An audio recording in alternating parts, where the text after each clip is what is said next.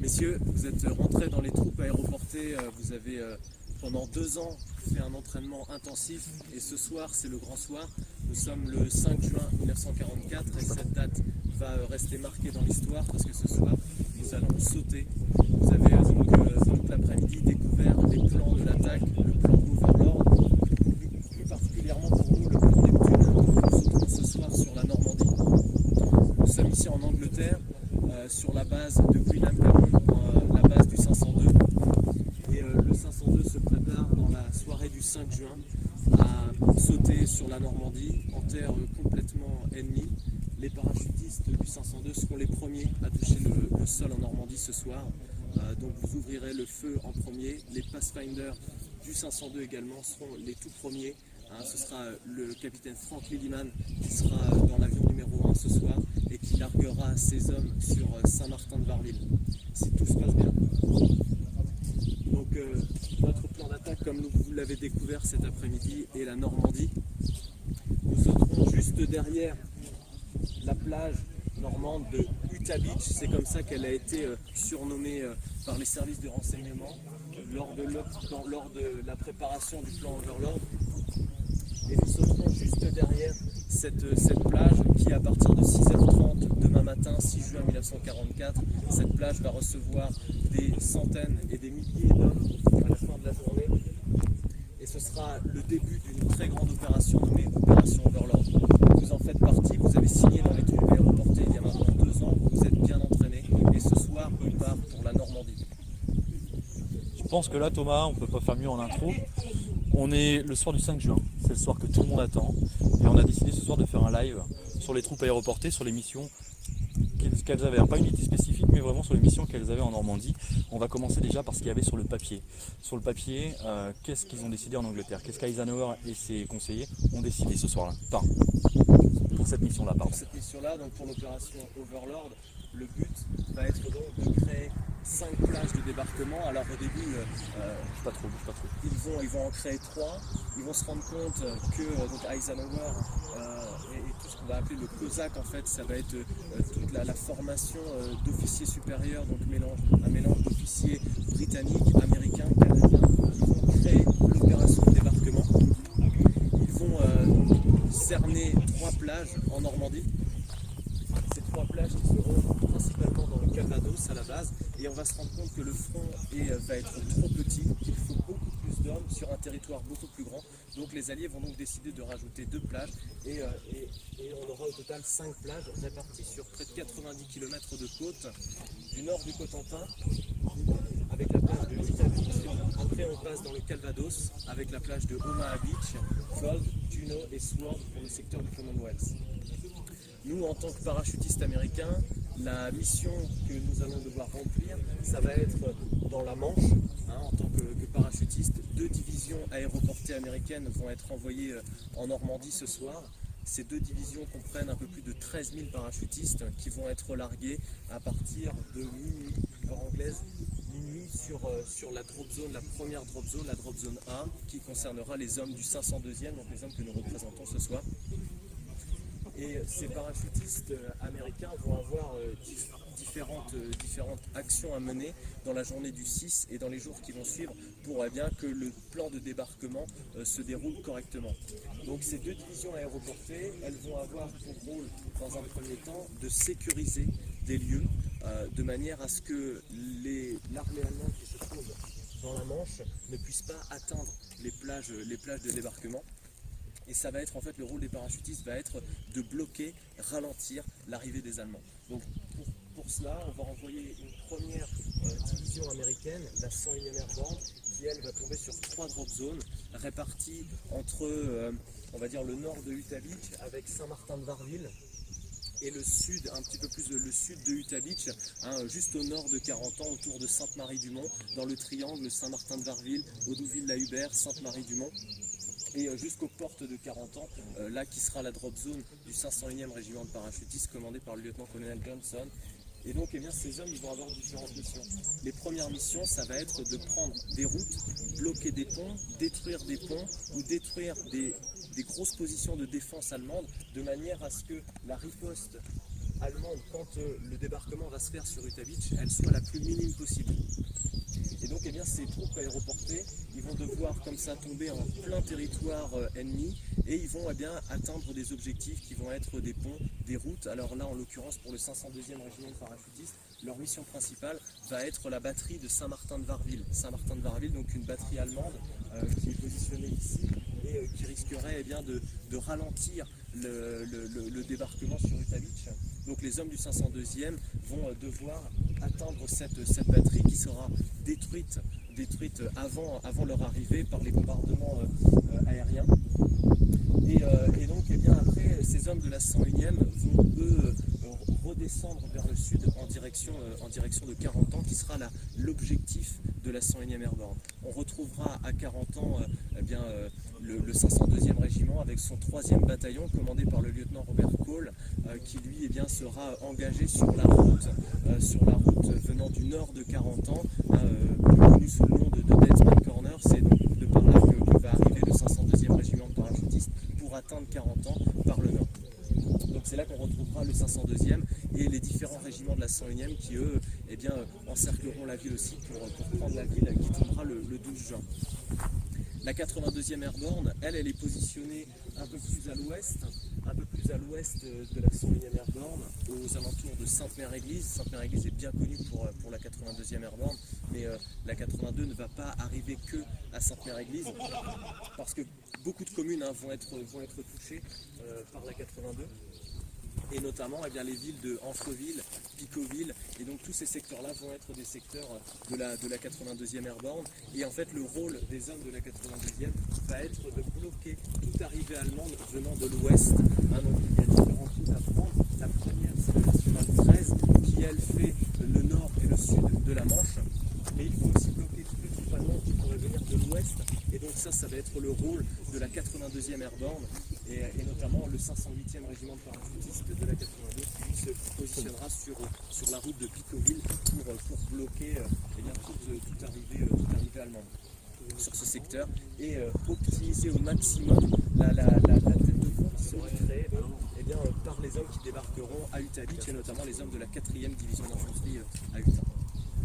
Voilà donc un petit peu pour un point de vue général des troupes aéroportées en Normandie. Troupes aéroportées américaines en Normandie, pardon. Ça va être leur rôle sur cet endroit-là. Et les combats vont continuer, bien sûr, pendant plusieurs semaines, voire début juillet pour certains régiments en Normandie, pour les troupes aéroportées. Et donc, à partir de 6h30 le matin du 6 juin, sur Utah Beach, là, ce sont les hommes de la 4e division d'infanterie qui, eux, eh bien, débarqueront ici. Et une jonction sera établie entre les troupes aéroportées et les hommes débarqués. Et cette jonction, eh bien, elle se fera entre la 4e et la 101e Airborne, dans un lieu-dit qui est sur le lieu-dit de Coupeville, qui se trouve juste au sud de Sainte-Marie-du-Mont. Et c'est là donc que la première jonction entre les hommes de la 4e et de la 101e Airborne sera faite. Voilà un petit peu donc, le rôle de ces troupes américaines sur le secteur de la Manche. Alors les parachutistes américains, pour arriver en Normandie, c'est une opération d'envergure énorme. Ça n'a jamais été fait auparavant. Les Américains ont dû s'entraîner beaucoup, mais surtout aussi produire un effort de guerre très très important pour notamment répondre à une demande et pouvoir eh bien, réussir ce débarquement en Normandie. Et les parachutistes américains qui sont une création en fait dans l'armée américaine, qui vont être créés globalement en 1941. Et donc eh bien, ces hommes sont tout nouveaux dans l'armée américaine et donc eh bien, ils vont devoir percevoir un équipement complètement adapté par rapport à ce qu'ils vont devoir faire. Sauter en parachute, c'est très nouveau à l'époque. Les différentes armées du monde commencent à s'y intéresser. Les Russes, les Allemands sont très développés déjà à ce niveau-là. Et les Américains vont vouloir utiliser aussi cette technique d'assaut, cette technique de combat, et donc vont utiliser les parachutistes. Création donc en 1941. Et donc en 1944, la plus grosse opération aéroportée jusque-là va être faite ici en Normandie. Après, il y en aura d'autres des plus importantes, mais pour la Normandie. Et donc les hommes vont avoir un matériel vraiment très, très spécifique à eux-mêmes. Hein, les tenues des parachutistes, comme je peux porter sur moi, eh bien, sont vraiment spécifiques. Hein, on ne les retrouve pas dans d'autres unités d'infanterie américaines. Et ces tenues, elles ont été justement créées pour pouvoir répondre à leur mission et à leur contexte de combat qui est la chose principale, sauter d'un avion. Donc eh bien, ils vont avoir tout un tas d'équipements et je vais avoir plusieurs exemples à vous présenter. Donc on va pouvoir vous présenter différents éléments que compose la tenue d'un parachutiste, à savoir la chose principale, son parachute. Donc eh bien, vous allez pouvoir assister là à l'équipement d'un parachutiste américain comme il l'aurait été le soir du 5 juin en Angleterre sur l'aérodrome, prêt à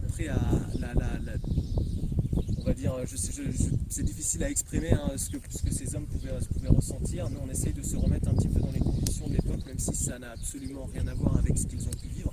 Mais voilà. Et donc ce soir, on va essayer de vous présenter un petit peu ce que ces hommes ont pu faire dans la soirée du 5 juin, à savoir régler leur équipement, l'enfiler, être sûr que tout est correct, parce que à partir de minuit, les premiers hommes vont sauter en Normandie, et là il n'y aura pas le droit à l'erreur, parce que ce sera notamment pour la 101e Airborne les premiers combats. Les premiers sauts, elle vit son baptême du feu en Normandie, la 101e, et donc les hommes ont hâte d'y aller, mais forcément il y a une peur monumentale, mais ils ont été entraînés pour. On va pouvoir donc passer à cette petite présentation de l'équipement des troupes aéroportées, qui, vous allez voir, est vraiment très spécifique. Si on compare cet équipement avec des unités d'infanterie qui ont débarqué. Donc dans quelques heures, notre homme va être parachuté au-dessus de la Normandie. Et avant d'être un parachutiste, c'est avant tout un soldat en fait.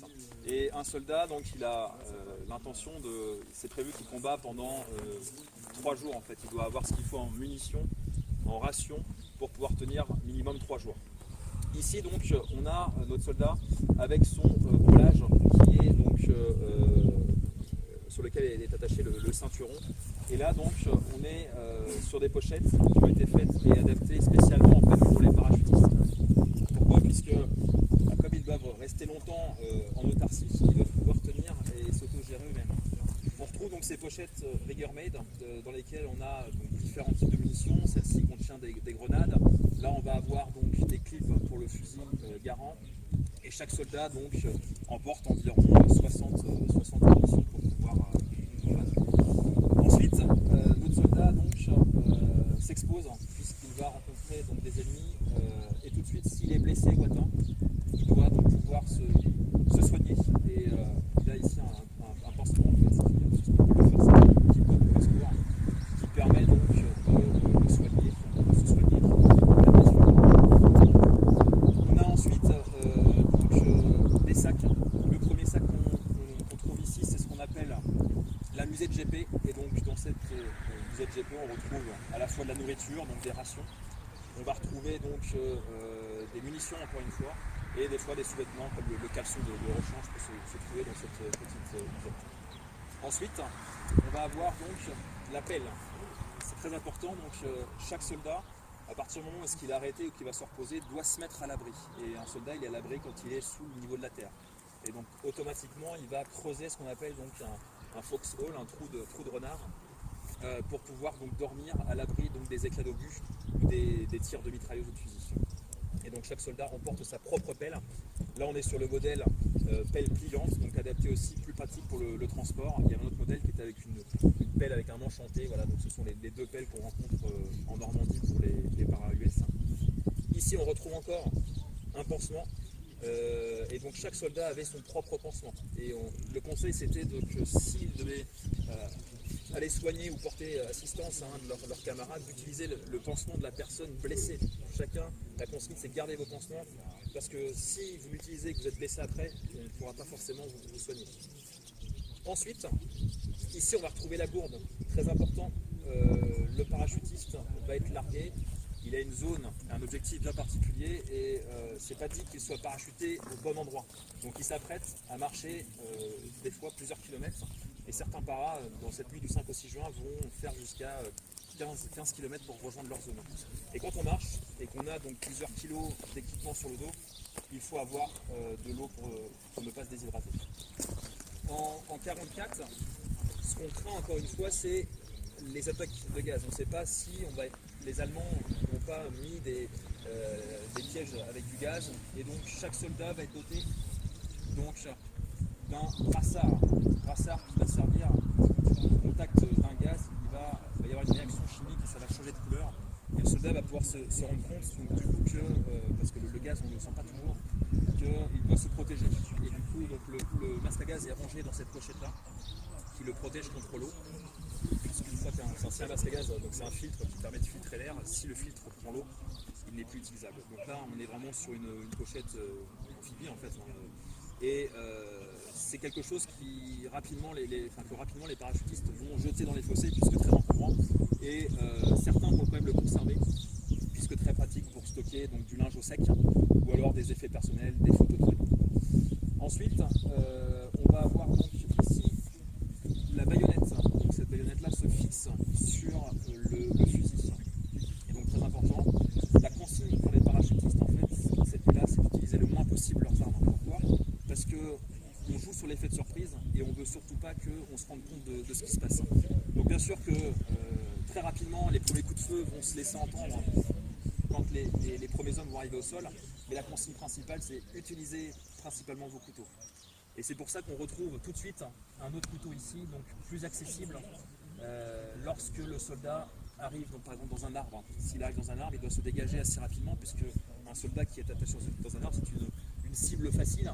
Et donc pour pouvoir se libérer, il va devoir donc, prendre son couteau, couper les suspentes s'il le peut et essayer de descendre. Voilà. Ensuite, je crois qu'on a fait le tour sur cette tenue principale. Et un sac supplémentaire, donc la musette. Et donc là, c'est pareil, il contient généralement la toile de tente, le mât, la sardine, les sardines pour monter la tente. Et généralement, on peut avoir aussi un poncho s'il pleut, donc, et des effets personnels encore une fois. Chacun est libre un petit peu d'utiliser le matériel comme il le souhaite, mais c'est fait vraiment pour emporter encore quelque chose en plus. Donc cette musette se fixe sur du coup, le brelage ici, et elle est destinée en fait à venir dans le dos. Dès que le soldat va arriver au sol, il la bascule dans le dos. Mais comme notre soldat est un parachutiste, il va arriver sur sa zone de combat grâce à son parachute. Et avant d'aborder le parachute, on va parler quand même du casque. C'est l'objet emblématique du soldat. Et le casque américain est vraiment un des objets emblématiques de la Seconde Guerre mondiale, de par sa forme. Et donc ce casque, il y a un filet de casque dessus qui permet donc de casser un peu cette forme de bombe, on appelle ça une bombe, et le filet permet de casser cette forme pour éviter que ça brille au clair de lune. Et à l'époque, il rajoutait aussi ce qu'on appelle du cork, c'est une sorte de petit sable qui permet de vraiment casser cette forme-là. On a donc des toiles de jute qui ont la même fonction que le filet. Et là, on a donc le cœur qui est représentatif du 502e régiment de parachutistes. Et donc la plupart des unités ont préféré peindre des logos, enfin des insignes comme ça, donc cœur, losange, pic, et ça permettait de distinguer et de voir rapidement est-ce que le gars de ma compagnie, est-ce qu'il est au bon endroit, enfin qui c'est ça. Donc notre homme va embarquer dans un C-47 et il va traverser la Manche. Et notre homme est exposé en fait à ce que l'avion soit abîmé en mer, soit par un autre avion ennemi, soit du coup par un bateau. Alors, il n'y a pas beaucoup de bateaux allemands qui naviguent à ce moment-là, à cette période, mais voilà, on craint ou alors une panne moteur par exemple. Et si notre homme a atterri dans la mer, eh bien, il doit dégager tout son matériel et il lui reste finalement plus que ça pour essayer de tenir et attendre l'arrivée des secours. Ce gilet de sauvetage est jaune pour pouvoir être repéré en fait en mer. Et donc forcément quand on arrive dans le bocage normand, le jaune on le voit de loin et rapidement. C'est quelque chose que le soldat va se débarrasser de l'une des premières choses qu'il va jeter en fait. Et beaucoup de civils français le matin du 6 juin en allant traire leur vache ou en se baladant bien que les combats faisaient rage, on trouvait donc ces sortes de gilets un peu jaunes, un peu bizarres. Et quand on s'ouvre le gilet, donc on a donc ici une petite cartouche qui est logée donc dans cet emplacement ici. Et le simple fait de tirer sur la corde permet de gonfler en fait ce gilet de sauvetage. Et si c'est pas suffisant, on a deux tubes là qui permettent au soldat de se dire voilà, donc il va gonfler à la bouche si les tubes marchent de ce côté-là, plus de ce côté ici. Et quand on active, le gonflage est automatique.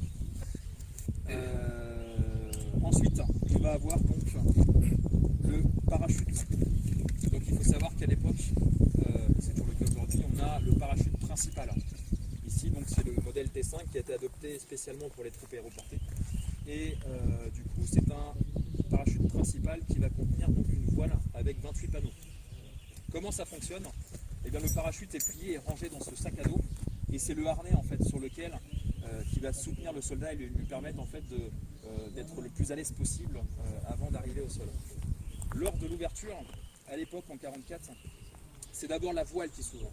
Et en fait, beaucoup de soldats vont avoir un choc à l'ouverture de leur voile, ce qui fait qu'ils vont perdre beaucoup d'équipements, comme le casque par exemple. C'est pour ça qu'il était bien attaché avec plusieurs jugulaires. Ils vont perdre des munitions, leurs armes, et certains soldats vont arriver au sol avec pas grand chose sur le dos. En fait, ils vont devoir se débrouiller eux-mêmes. Donc ce parachute, il est de couleur, je l'aperçois un peu ici, de couleur technique. Pourquoi? Puisqu'il est destiné à être camouflé assez rapidement quand on arrive au sol. L'idée, c'est qu'on veut jouer encore une fois sur l'effet de surprise, et du coup, il faut pouvoir cacher ces voilures pour éviter que les Allemands puissent compter selon le nombre d'hommes qui sont arrivés ici. On joue encore sur l'effet de surprise, et on veut garder cet avantage qui est un avantage primordial. Ensuite, le parachute principal,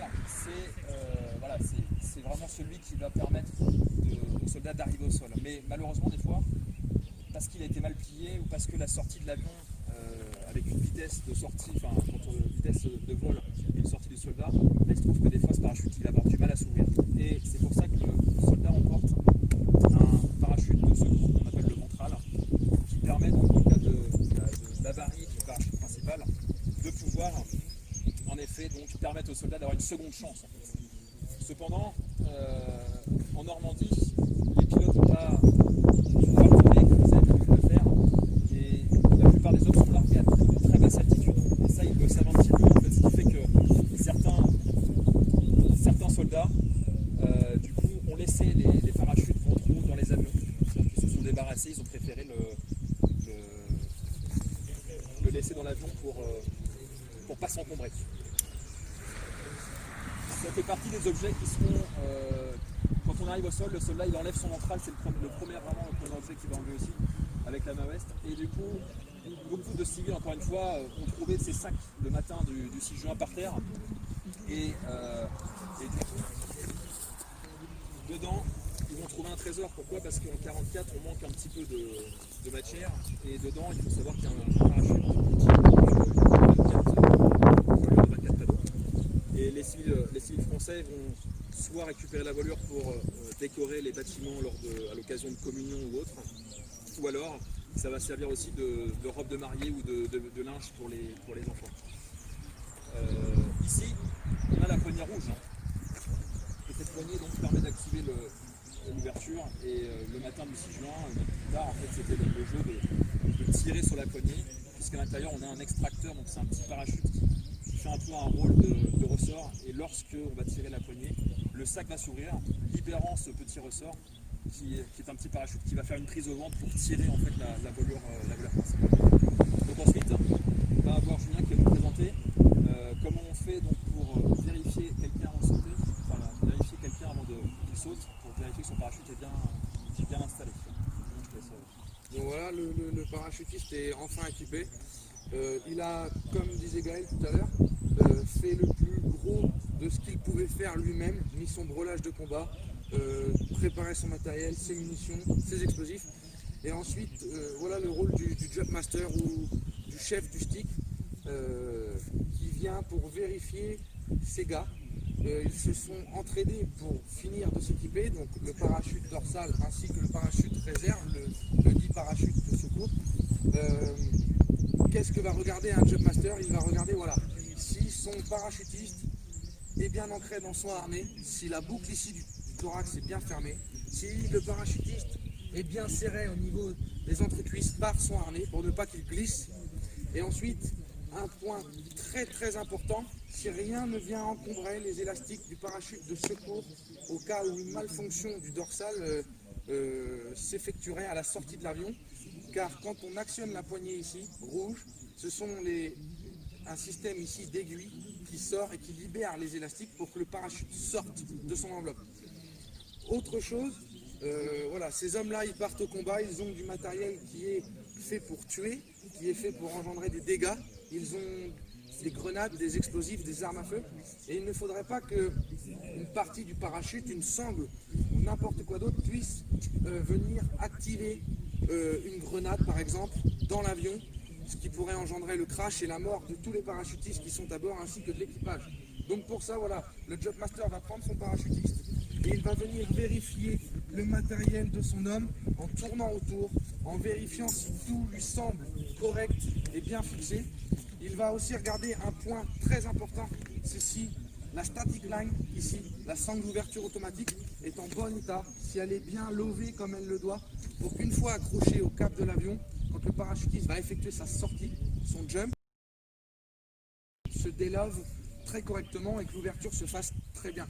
Une fois que ceci est fait, voilà, le Jobmaster va tirer un peu de la SOA pour laisser du mou et il va l'attendre à son parachutiste en lui demandant de le regarder. Il va lui mettre ici devant le harnais, vérifier son casque pour ne pas qu'il subisse un étranglement en cas de problème aussi. Une fois que le casque est bien attaché, que le Jobmaster est sûr de lui, est sûr que le parachutiste peut sauter en toute sécurité et n'est pas un danger pour lui et pour les autres, il va lui mettre une tape derrière pour signifier, ou d'un hockey sur l'épaule pour lui signifier que le check est fait.